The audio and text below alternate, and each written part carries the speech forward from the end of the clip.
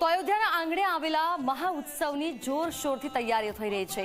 દેશભરના મહાનુભાવો, સંતો, મહંતો, કાર સેવકો અયોધ્યા આવ્યા છે, ત્યારે તેમના પ્રસાદ માટે ખાસ વ્યવસ્થાઓ કરવામાં આવી છે। રામના નામના જાપ સાથે પ્રસાદ તૈયાર કરવામાં આવી રહ્યો છે। ભક્તોની સાથે ભગવાનના ભાવતા ભોજનિયા પણ તૈયાર કરવામાં આવ્યા છે। રામલલાના 56 ભોગ લખનૌથી મંગાવવામાં આવ્યા છે અને તૈયાર પણ થઈ ગયા છે।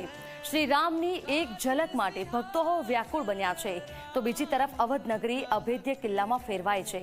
અયોધ્યામાં ચુસ્ત સુરક્ષા વ્યવસ્થા ગોઠવી દેવામાં આવી છે। રામ મંદિર સુધી પહોંચવા માટે બનાવવામાં આવેલા રામપથ પણ અનન્ય રીતે સજાવવામાં આવ્યો છે।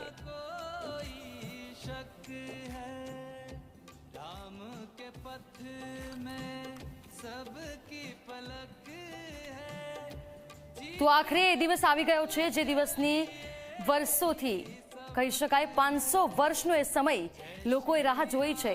શ્રી રામના એ ભક્તો આખરે એ શુભ મંગલ ઘડી આવી ગઈ છે જેની રાહ જોઈ રહ્યા હતા। દરેકને ઇંતજાર હતો આ ઘડીનો। ગામ ગામ ભજન ગવાઈ રહ્યા છે અને અયોધ્યા નગરી તો જાણે સ્વર્ગનું સરનામું બની ગયું હોય તે પ્રકારનો માહોલ છે। ભક્તો ભગવાન રામની ભક્તિમાં લીન થઈ ગયા છે।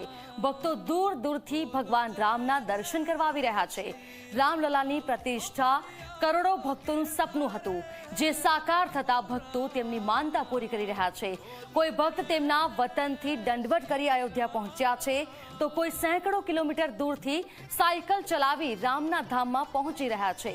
ભક્તોને રામધૂનની એવી તો લગન લાગી ગઈ છે કે તેઓ એમાં મગ્ન થઈ ગયા છે। જન જનમાં રામ વસ્યા હોવાની અનુભૂતિ હાલ તો થઈ રહી છે।